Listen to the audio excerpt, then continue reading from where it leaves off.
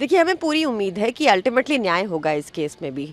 सत्येंद्र जैन जी पंजाब के को इंचार्ज हैं और भाजपा ने अपनी एजेंसीज को सक्रिय कर दिया है। पर जिस तरह से आम आदमी पार्टी के नेताओं के ऊपर जो भी केस पहले भाजपा ने किए और उनका क्या निष्कर्ष निकला, क्या हश्र हुआ उन केसेस का, डिस्चार्ज हो गए सारे केसेस, ट्रायल योग्य भी नहीं माने गए, वही इस केस में भी होगा। पर सवाल तो पूछा जाना चाहिए ना बीजेपी से कि उस टाइम पे आप कह रहे थे, जब सत्येंद्र जैन जी जेल में थे, तो आप कह रहे थे ये तथाकथित फर्जी घोटाला राघव चड्ढा ने किया है। तो भी तो राघव चड्ढा को अब अरेस्ट करो या राघव चड्ढा से पूछताछ करो। अब क्या हुआ, राघव चड्ढा भाजपा में चले गए तो अब उनको कुछ पूछ नहीं रहे वो। लेकिन राघव चड्ढा ने इसके सफाई मामला अक्टूबर का है। तो मई से तो सत्येंद्र जैन जी भी जेल में थे और ये मामला अक्टूबर का है। तो भाजपा का कहना है कि राघव चड्ढा ने ये फर्जी घोटाला किया था। भाजपा के मंत्रियों ने, भाजपा के नेताओं ने कहा है, हमने नहीं कहा था। उस टाइम वो सत्येंद्र जैन जी का नाम नहीं ले रहे थे।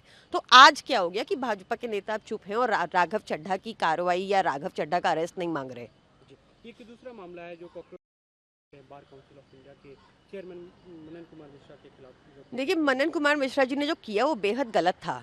एक स्टूडेंट 5 साल लगाता है, 6 साल लगाता है वकालत पढ़ने में और उसके बाद विद वन स्ट्रोक आप कहते हैं कि वो पूरा बैच डिसमिस हो जाएगा, उनकी पूरी पढ़ाई कबाड़ हो जाएगी।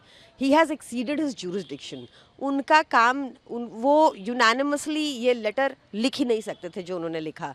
इसके लिए he should be sacked.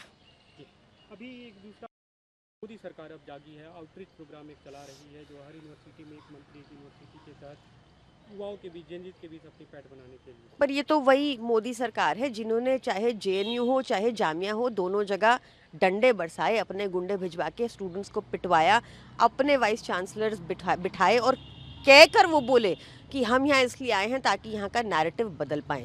Decent को मोदी सरकार ने कभी भी एक्सेप्ट नहीं किया और हमेशा कुचलने की कोशिश की है। तो हुजूर थोड़ा लेट हो गया आते आते। अब आप ऑप्टिक्स मैनेज करने के लिए अपने आखिरी साल में ये जो प्रचार कर रहे हैं, अच्छी पहल है, बट लोग जानते हैं कि आपने पिछले 12 सालों में शिक्षा को क्या किया, शिक्षकों के साथ क्या किया और छात्रों के साथ किस तरह की बर्बरता हुई। देखिए, बीजेपी जब भी बैकफुट पे होती है ना, तो ये कांग्रेस अपना मुंह खोलती है और बीजेपी को छक्का मारने का मौका दे देती है।